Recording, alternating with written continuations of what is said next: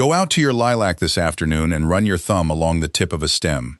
Feel those two small bumps sitting opposite each other, the ones you have walked past 10,000 times without ever once looking at. That is next May. Not a promise of next May. Not the possibility of next May, weather permitting.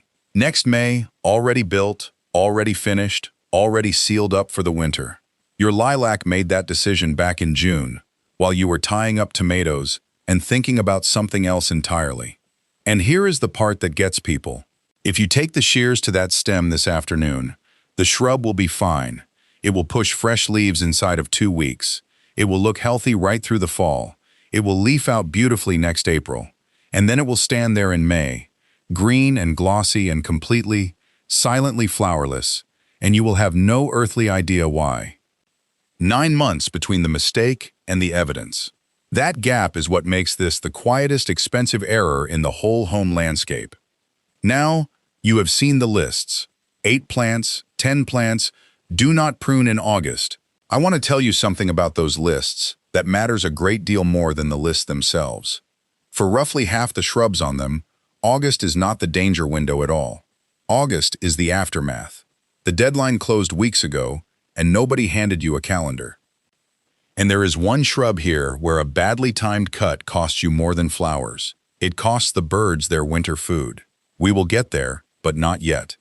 Here is where most pruning advice goes wrong, and it goes wrong in a way that sounds genuinely helpful, which is what makes it stick. Nearly every guide tells you the same thing. Before you cut, inspect the plant. Look for swollen buds at the branch tips. If you see fat buds, leave that branch alone. Let me walk you through why that fails, because it fails at exactly the moment you needed it to work.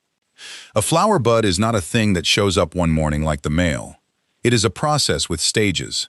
There is a review in the Journal of Experimental Botany by John Wilkie, Margaret Sedgley, and Trevor Oleson, laying out how floral initiation works in woody plants, and the shape of it runs like this. Stage 1, the growing point at the tip of a shoot, is what botanists call vegetative. It is making leaves and stem tissue, nothing else.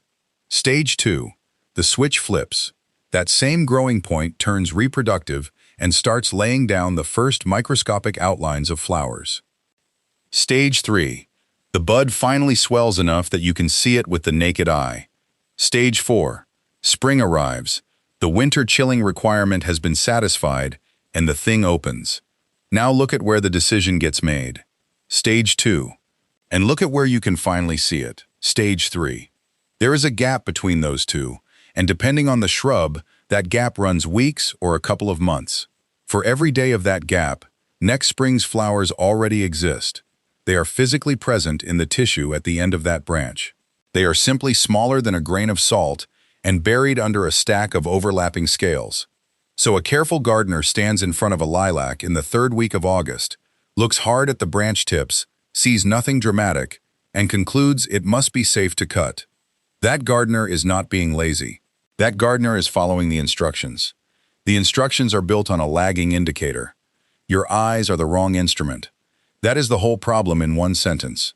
You are trying to read a decision made at a scale you cannot see, using the only tool anybody ever gave you. So we are going to stop reading the branch and read something else instead. The good news is you already own it. Let me say the thing, the 8 plants lists get structurally wrong, including the ones that are otherwise perfectly accurate. They treat August as a single wall that every spring blooming shrub hits at the same speed on the same day. Tidy idea, not remotely how these plants operate. Every one of these shrubs runs its own private clock, and that clock does not start in August. It starts on the day the last flower fades. The University of Maryland Extension puts this about as bluntly as an extension service ever puts anything. Most spring flowering trees and shrubs set their flower buds in late summer, and they should be pruned by the end of June. Not the end of August, the end of June. Sit with that for a moment, because it quietly reframes this entire conversation. For a lilac across most of the country, the safe window opened in late May or early June, on the day the last faded panicle turned brown. It stayed open 2 or 3 weeks. Then it closed. No announcement, no sign in the yard. Which means that by the time you are standing there in August wondering whether to cut, you are not approaching a deadline. You are standing in the wreckage of one that went by while you were doing something else. I want to be careful here, because this is where a lot of gardening content turns into scolding, and I have no interest in that. There is no shame in missing an invisible deadline. The reason so many people miss it is that it is invisible, and nobody hands you the calendar. So let me hand you the calendar. One sentence, costs nothing, works on shrubs that are not on anybody's list. For any shrub that blooms in spring or very early summer, the safe pruning window opens the day the last flower fades and closes about 3 weeks later. That single sentence replaces the memorized list. And unlike the list, it also works on the shrub in your neighbor's yard and on the one the previous owner planted that nobody has ever been able to identify. Here is the tool, and I will be honest up front that it is almost insultingly simple. That is the point. The best tool in this video costs less than a cup of coffee and takes 5 minutes a year. Get a pack of index cards, or open the Notes app on your phone. For each flowering shrub you own, write 4 things. The name of the plant, even if the name is just tall pink one by the mailbox. Where it is in the yard. The date the last flower faded, not the date it started, the date the show ended, and the deadline, which is that date plus 3 weeks. That is the whole card. 6 shrubs takes 5 minutes. Year 1 you are only collecting. You write the fade date as it happens, walking past with your coffee. You will not use a single card in year 1, and that is fine. Year 2, the card does the work. 3rd week of May, you glance at your note. It says Lilac. Faded May 28th. Deadline June 18th. And now you know exactly when to walk out there with the loppers. You are not guessing, and you are not taking dates from somebody in Ohio when you garden in Georgia. Year 3, you stop thinking about pruning timing at all, because it has become a 2-week appointment instead of a question you carry around all summer. And notice what the card does that the list cannot. It is local, calibrated to your yard, your slope, your late frost, that warm pocket against the south wall of the garage. A list written for the whole country cannot be. Your own front step can. That is the trick. Stop trying to see the buds. Start writing down the bloom. Now the 8. And I am giving you each one's actual deadline rather than pretending they share one. We start with big leaf hydrangea, which accounts for more heartbroken calls to extension offices than anything else here. You will know it by the leaves before the flowers. Big, thick, coarsely toothed, glossy in a way that almost looks waxed. Flowers come as mop heads, those dense round pom-poms, or as lace caps, a flat ring of showy florets around a center of tiny fertile ones. Here is the mechanism, and it is genuinely interesting once you see it. Big leaf hydrangea does not decide to make flower buds because of a date. It decides because of light and temperature. Greenhouse research on this species going back decades shows floral initiation is driven along by shortening days and cooling temperatures. That is exactly how commercial growers force these plants under glass. In your yard, nobody is manipulating anything. The days shorten on their own after the solstice. The nights cool, and the plant reads both signals and begins the switch. So for this one, unlike the lilac, August genuinely sits inside the danger zone rather than after it. The stems standing in your bed right now are the stems that will carry the buds. The trouble is that by August, those brown flower heads look dreadful, and every instinct says, clean it up. Here is what to do instead. Leave the dried heads on. I know. But understand what you are actually reaching for. To take a spent head, you have to cut into the stem below it, and that stem is precisely the tissue holding next year's flowers. The dried head is not the problem. The cut underneath it is. Remove only wood that is clearly dead, snapped, or diseased. If a branch blocks a path, tie it back with a strip of old cloth. Nobody ever regretted a piece of string. And the exception, stated honestly. The reblooming types, the endless summer group and others like it, can flower on both last year's wood and this year's new growth. That is real. It does not make August shearing harmless. Cutting away old stems on a rebloomer usually costs the first and biggest flush and pushes whatever you get later into the season. A second, smaller show is not the show you paid for. Oak leaf hydrangea is the one people cut hardest and the one that punishes a hard cut the longest. You will identify it instantly once you know. Leaves shaped like oak leaves, deeply lobed, often the size of your open hand. flowers in tall cones rather than balls. And in October, the foliage turns a burgundy so deep it borders on wine, which is worth the space by itself. It blooms on old wood, same as its big leaf cousin. But there is a second cost almost nobody mentions, and it is why I would rather you left this one alone entirely. Oak leaf is slow, slower than the rest of this list. Cut a mature stem back hard, and you are not paying a 1-year penalty. You are paying at least 2. Year 1 goes to rebuilding the stem. Only once that stem has grown and matured can it set buds. So the flowers do not return the following spring. They return the spring after that. 2 years of silence for one afternoon with the loppers. What to do instead? Dead or broken wood, nothing else. If a low branch is sprawling into the lawn, prop it or tie it. If the shrub has genuinely outgrown its spot, mark the offending branches now with a loop of bright yarn and cut them next year in that 3-week window after the flowers fade. Yarn costs nothing and survives the winter better than your memory does. With azaleas, I want to stop talking about the calendar for a minute and talk about the tool, because here the tool is the real culprit. You will know an azalea by its density and its small leaves, much smaller than a rhododendron, on a shrub usually wider than it is tall. Heavy spring bloom, planted by the thousand along foundations and driveways. Azaleas set next year's buds through the summer. That much you have heard. Here is what the other lists leave out. There are 2 completely different kinds of pruning cut, and they are not 2 flavors of the same thing. They are 2 different biological events. A heading cut shortens a branch and leaves a stub. A thinning cut removes an entire stem back to where it came from and leaves nothing. Now think about what a hedge trimmer is.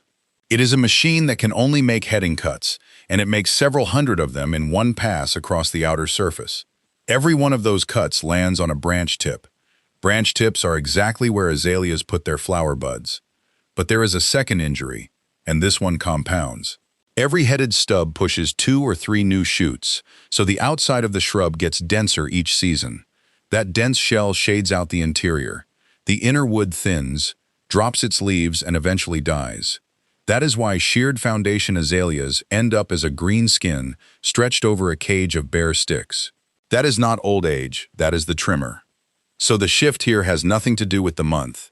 It is this: shape a shrub from the inside out, not the outside in. Reach in, take a whole stem at the base, let the shrub keep its own form. It looks better in 3 weeks and dramatically better in 3 years. One safety note, and I will be direct, because a lot of us have grandchildren and dogs in the yard. Azaleas and rhododendrons contain compounds called grayanotoxins, and every part of the plant is toxic if eaten. Do not leave clippings where a curious dog, a goat, or a small person can reach them. Do not burn the trimmings on a pile you are standing next to because the smoke is an irritant. Bag them or compost them where nothing grazes. Rhododendron is where I can hand you a genuinely useful skill in 30 seconds that you can go outside and use before dinner. Identification first. Compared to azaleas, rhododendrons carry larger, thicker, leathery evergreen leaves and hold them all winter. Flowers come in big trusses right at the ends of the branches. They are most at home in the Northeast and the Pacific Northwest. Now the skill. Walk out to your rhododendron and look at the very tip of a branch. You will see buds. Some are noticeably fat and rounded, plump enough that you would call them chubby. Others are small, narrow, and pointed. The fat, rounded ones are flower buds. The small, pointed ones are leaf buds. That is the whole skill, and it is one of the few places in this entire subject where your eyes actually tell you the truth. Rhododendron is generous that way. Its flower buds are big enough to read. So for this one plant, and really only this one, the visual check works. Go look. If the tips are fat and round, that branch is holding next spring's trusses. And now you can see the trap that catches people. A gardener shaping a rhododendron in late summer sees those big swollen tips, decides they look like coarse, overgrown shoots spoiling the outline, and snips them off to neaten it up.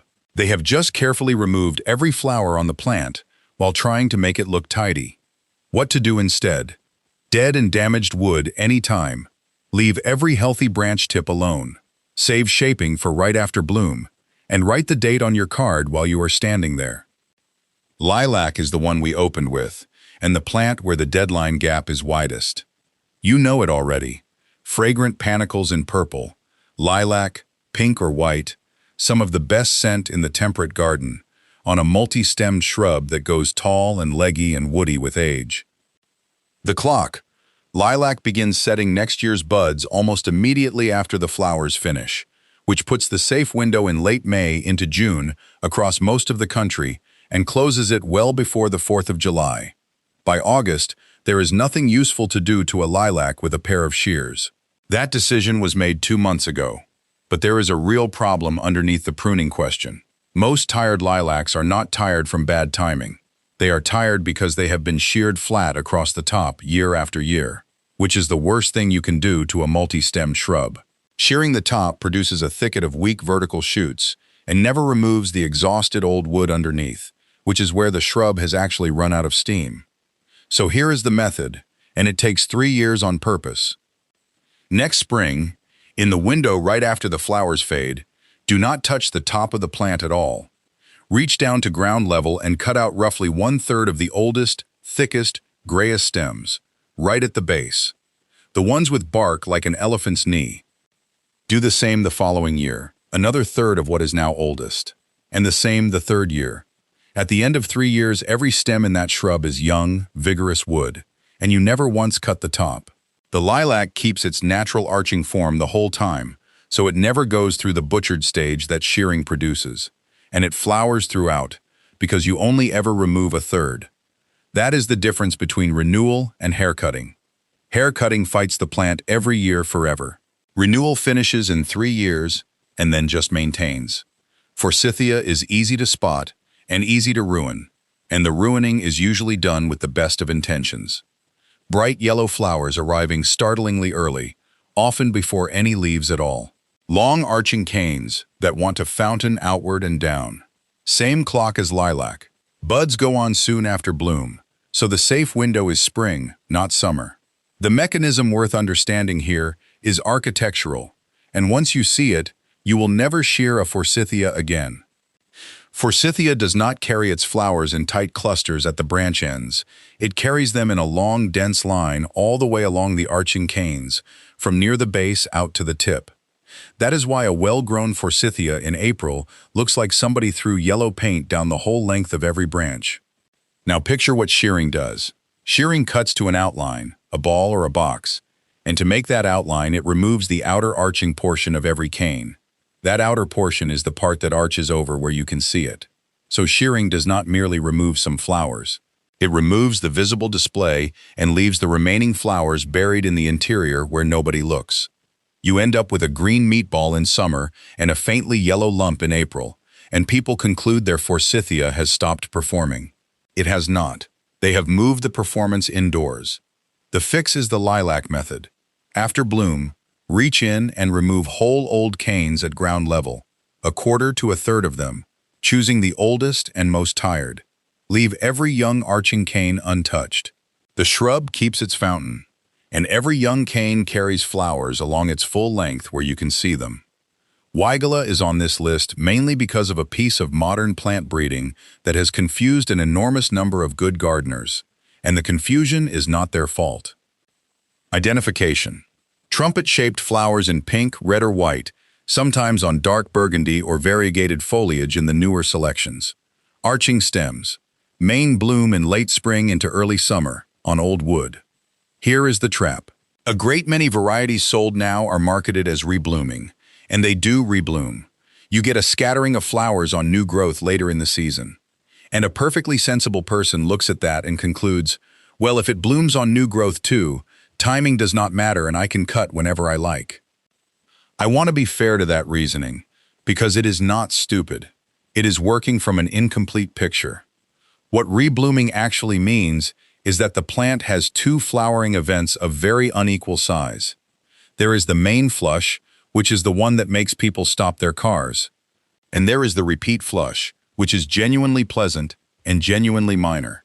Cutting hard in late summer does not cost you the minor one.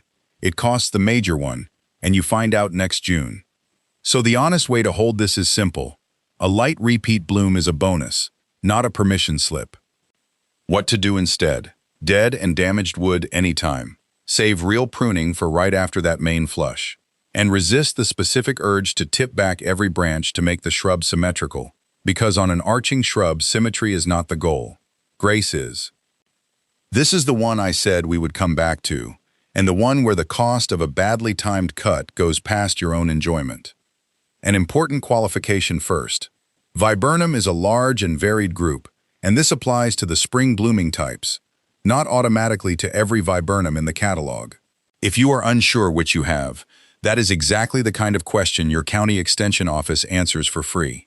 Identification. Clusters of white or cream flowers. Some types carry them as rounded snowballs, others carry flat lacy heads, and those are the ones that go on to fruit. The pruning risk is the same as the rest of the list. August cutting removes wood that would have flowered. But follow the chain one step further than the pruning guides usually do. On the flat-headed fruiting types, flowers are not the end of the story. Flowers become berries. Those berries hang on into late fall and winter and get eaten by cedar waxwings, robins, bluebirds, and mockingbirds at precisely the time of year when almost nothing else in the landscape is offering anything at all. So fewer flowers next spring is not just fewer flowers. It is a smaller pantry next winter, in a season when the pantry is nearly empty everywhere else. That reframing changes how the shears feel in my hand. That shrub is not only decoration, it is somebody's February. What to do instead? Remove only damaged or diseased growth. Leave the flowering stems and developing fruit clusters alone. Shape right after bloom next year. And one clear safety line, because I do not want anybody misreading this. Those berries are bird food. A number of viburnum fruits are unpleasant or upsetting to people when eaten raw, and there are look-alike shrubs with genuinely toxic fruit. Never eat a berry off an ornamental shrub because a video mentioned that birds eat it. Birds and people run on different equipment. Before we leave the plant list, I have to close a loop, because otherwise somebody is going to leave a perfectly good panicle hydrangea untouched for 5 years and end up with a flopping mess. 2 hydrangea groups do not follow the old wood rule at all. Panicle hydrangeas, which include the ones sold as Limelight and Quickfire, and a long list of others. And smooth hydrangeas, which include Annabelle and Incredible. Both flower on new wood, meaning wood that grows in the coming spring. They are conventionally cut back in late winter or very early spring before growth starts, and doing so costs you nothing. Often it improves the display. So here is the 3-second field test. Look at the flower shape. Is it a cone, a rough pyramid coming to a point? Panicle type. Is it a big round ball on a thin stem, usually pure white, on a plant that flops after rain? Smooth type. Is it a mophead or lace cap on thick, glossy toothed leaves? Big leaf, and that one is on the do not cut list. One caution, and I will be firm. The fact that these 2 flower on new wood does not make August a good time to cut them either. It only means that if you wait until late winter, you lose nothing. There is no advantage to cutting them now, and there is a real disadvantage, which brings me to the thing this whole video has actually been circling. Everything so far answers one question. Will this cut remove buds that already exist? Good question. Not the biggest one. Because there is a second question sitting right next to it, and I have almost never heard it asked out loud. How many buds does this plant make in the first place? Those are not the same question, and the gap between them is where most of the missing flowers in American yards actually go. Bud removal is a subtraction problem. Bud production is a supply problem. And supply is not decided by your shears at all. It is decided down at the roots, during the weeks when the plant is running that initiation process we talked about at the start. Here is the evidence, and it comes from an unglamorous place, which is usually a good sign. Commercial blueberry growing. Michigan State University Extension advises growers not to neglect late-season irrigation, for a specific reason. Drought stress during the late summer window reduces flower bud initiation, which reduces next year's bloom and next year's crop. A grower who lets the field go dry in August and September is not damaging this year's fruit. That fruit is already picked. They are quietly reducing next year's, and the bill does not arrive until spring. Same physiology, same season, same delayed invoice as your lilac. On the ornamental side, the The University of Maryland Extension lists drought right at the top of the environmental stresses that cause trees and shrubs to fail to flower, alongside poor light, waterlogging, winter bud kill, and late frost. So put the two ideas side by side. Pruning timing determines whether your buds survive. Soil moisture during the initiation window determines how many buds get built. And of those two, only one is being discussed in every video, every list, and every garden center aisle in the country. I want to be careful about why that is, because there is a lazy conspiracy version of this story, and it is not true. Nobody is hiding anything. The reason is duller and more interesting. Some advice cannot be sold. A bag of Bloom Booster has a barcode. A bottle of anything has a margin, a shelf position, and a reason for somebody to run an advertisement. 2 inches of shredded leaves raked off your own lawn has none of those things. An empty tuna can set out on the soil to measure what your sprinkler actually delivered has none of those things. Nobody can patent restraint. Nobody builds a display rack that says do not cut this and water it deeply once a week. That is not villainy. That is economic invisibility. Advice with no product attached to it never gets amplified, and over 30 years the silence starts to feel like the advice does not matter. It matters more than the shears. So here is what actually moves the number of flowers on a spring blooming shrub next year. Water deeply and infrequently through the bud initiation window, which for most of these plants runs from midsummer into early fall. Roughly 1 inch of water a week, including rainfall, delivered slowly. Set an empty tuna can under the sprinkler and run it until the can is full. That is your 1 inch measured for free, and you will very likely find your sprinkler was delivering half of what you assumed. Keep 2 to 3 inches of coarse organic mulch over the root zone. Shredded leaves, arborist chips, pine straw. Pull it back a few inches from the stems so it is a donut, never a volcano piled against the bark. That mulch is not decoration. It moderates soil temperature, slows evaporation, and feeds the soil life that keeps a root zone open and absorbent. And the one that surprises people. Do not reach for nitrogen fertilizer now to encourage a good bud set. The University of Maryland Extension is explicit that excessive lush growth from too much nitrogen drives vegetative growth at the expense of flowers. You would be spending money to get leaves instead of blooms, and in cold regions you would also be pushing soft, new growth that has to try to harden off before frost. Feed the soil, not the plant. On this particular question, the plant has already told you what it needs, and it is water and a living root zone, not a product. I do not want to leave you standing in the yard feeling like the shears are forbidden, because they are not. 3 cuts are always in season, on any plant, in any month. Gardeners call them the 3 Ds. Dead, wood with no living tissue in it. Scratch the bark lightly with a thumbnail. Green underneath means alive, brown and dry and brittle all the way through means dead, and it can come out today. Damaged, snapped, split, storm-torn, or rubbing hard against another branch and wearing a wound into it. Diseased. Confirmed disease, removed to slow the spread. And when you cut diseased wood, clean the blades between cuts so you are not carrying the problem around the yard on the tool. Add a 4th practical category. Anything genuinely hazardous or in the way. A branch across a doorway, a cane grabbing your hat on the path, a limb scraping the siding. Take it. A tripping hazard on the way to the mailbox outranks a flower every time, and that is not a close call. The distinction that matters is between selective removal and cosmetic shearing. Selective removal is you walking around the shrub, deciding branch by branch, taking a specific thing for a specific reason. Cosmetic shearing is a machine deciding to a shape. The first is always allowed. The second is what this video is about. And if you want something useful to do for these shrubs this month, here is the honest list. Water deeply during dry spells. Refresh the mulch donut. Rake out diseased fallen leaves and get them off-site. Prop or tie a heavy branch. Photograph the shrub with your phone right now and mark the branches you want gone with a loop of bright yarn, so next spring you are not standing there trying to remember which one annoyed you. If you are considering any product this month, fungicide, insecticide, or fertilizer, read the label before you open it and follow the label rather than the video. And because everything here shifts by weeks depending on where you live, check your local county extension office and your USDA hardiness zone before acting on any date I have given you. Mine are honest averages. Yours is the one that counts. Some of you have been listening with a growing sinking feeling because you did it 3 weeks ago. The hedge trimmer came out, the azaleas got their annual haircut, and now here I am. Let me be plain because the reality is much gentler than the anxiety. You have not killed anything. Improper pruning timing on these shrubs reduces flowering. It does not kill established plants. Your shrub is going to be entirely fine. The most likely outcome is one quieter spring. 1. Not a decline, not a permanent loss, not a plant you have to replace.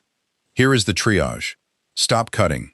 The strongest urge after an uneven cut is to even it up, and evening it up doubles the loss for a cosmetic gain you will have forgotten by October. Let it be lopsided. It grows out. Do not fertilize to force a recovery.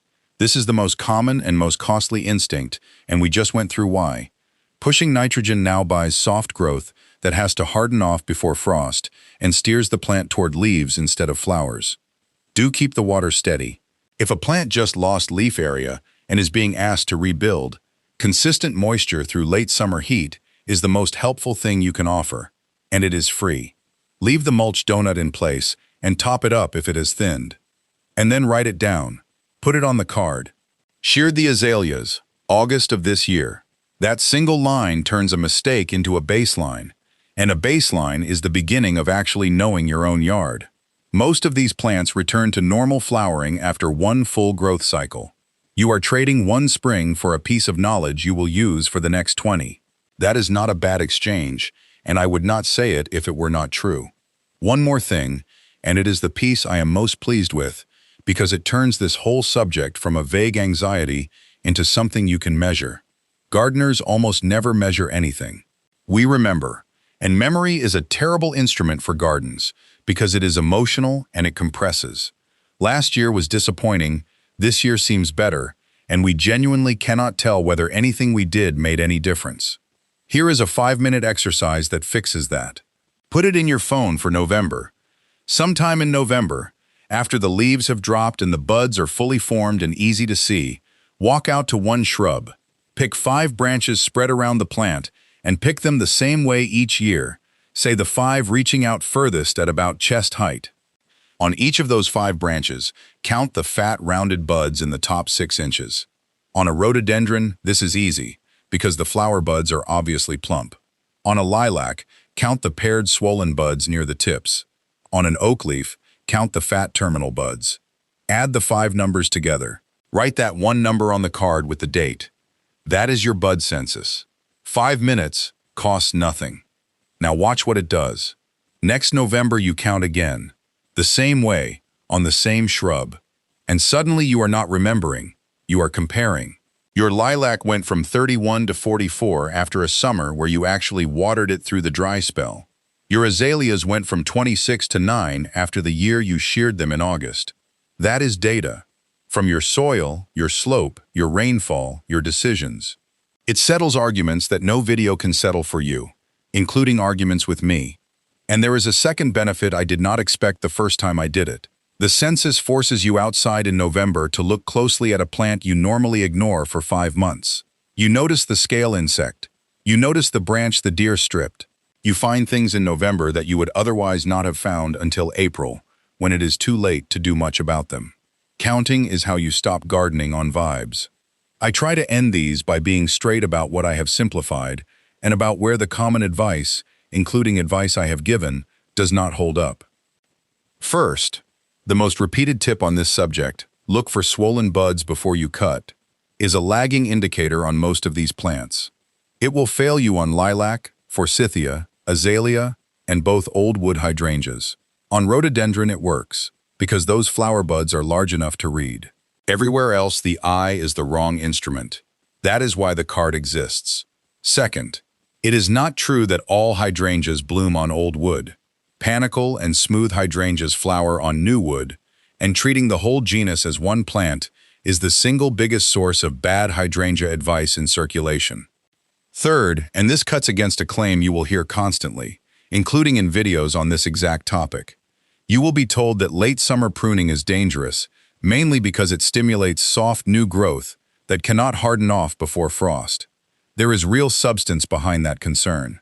The University of Minnesota Extension, writing about protecting trees and shrubs through winter, advises against pruning after August, specifically because pruning can induce new foliage. But notice the precision in that. After August, not throughout August. And notice that hardening off is a cold climate concern that gets far more serious in the upper Midwest and the northern plains than in the middle South. So I am not going to tell you an August cut will kill your lilac through winter injury, because for most of you it will not. The honest primary cost of an August cut on these 8 plants is lost flowers. The hardening off risk is a real secondary concern that grows as you go north and as you move into September. 2 separate problems of different sizes, blurred together constantly. Fourth, every date in this video is an average, and averages are exactly wrong for everybody. The safe window for a lilac in Minnesota and a lilac in North Carolina are weeks apart. That is not a flaw in the rule. It is why the rule is written as a relationship to your own bloom date rather than as a month on a calendar. And fifth, on folklore, because I know what is coming in the comments. There is an old piece of garden wisdom that says prune when the shears are sharp, and another that says lilacs want a hard cut every 7 years. I have heard both my whole life. Those are folklore, not findings. They are worth passing along as inherited garden culture, and some of them encode real observation. But nobody has tested them, and I am not going to dress them in a lab coat for you. Old sayings and evidence are both useful. They are not the same thing, and a channel that pretends otherwise is not worth your time. I want to leave you with the shift rather than the list, because the list is the small part. Most of us were taught to garden as a series of tasks performed on plants. Cut this, feed that, spray the other. The plant is passive, and we are the ones doing things to it. But everything we have talked about today only makes sense if you turn that around. That lilac is not waiting for instructions. It has been running its own accounting all season. It read the fading of its flowers. It read the shortening of the days. It read how much water reached its roots through July. And out of all of that, it decided how many flowers to build for a spring it will not see for another 9 months. Your shrubs are not decorations that respond to maintenance. They are slow, patient organisms making long-term decisions in a medium you cannot see, on a timeline that does not match yours at all. Which means the most powerful thing in your hands is almost never the sharpest thing in your hands. The soil holds the water that determines how many buds get built. The mulch holds the soil. The roots hold the plant. And the shears, for all the attention they get, only ever decide whether what has already been built survives until spring. Feed the soil, and the plant takes care of the flowers. On this particular question, that is not a slogan. It is just the sequence of events. Now I would like to hear from you, and I would like something more interesting than agreement. First question, and answer it honestly. Which shrub in your yard do you genuinely not know the bloom date of? Not the species, the date. Most of us have at least one. Name it in the comments along with roughly where you garden, and let us see how many of us are in the same boat. Second, and this is the one I actually want to argue about, I think the 8 plants lists are a weaker tool than a single index card, and I include this video in that. A list makes you dependent on somebody else having remembered your plant. A card makes you the expert on your own yard. If you think I have that backwards, say so. I will read those. And third, tell me the old rule your family used. Not the science, the inherited rule. Prune when the Forsythia blooms. Never cut before the last frost. Your grandmother's rule about lilacs and the moon. I collect these, and I want them framed as what they are, which is garden culture rather than garden evidence. They are worth keeping either way. Whatever you do this week, before acting on any date I gave you, check your local extension office and your USDA hardiness zone. They know your county. I only know averages. And go put an empty tuna can under your sprinkler. I promise, it will be the most surprising thing you learn about your yard this month.